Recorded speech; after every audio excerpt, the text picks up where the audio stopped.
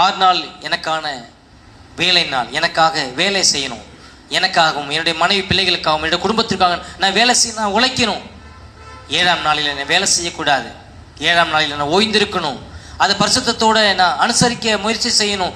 என்னை படைத்தவருடைய நாள், என்னை படைத்தவரை சந்திக்கக்கூடிய நாள், என்னை படைத்தவரோடு கூட நான் உறவு கொள்ளக்கூடிய நாள், என்னை படைத்தவருடைய சத்தத்தை நான் கேட்கக்கூடிய நாள், என்னுடைய படைத்தவருடைய சத்தம் கேட்டு அவர் சித்தத்துக்கு நான் கீழ்ப்படியக்கூடிய நாள். அந்த நாளில் எந்த வேலையை நான் செய்யக்கூடாது.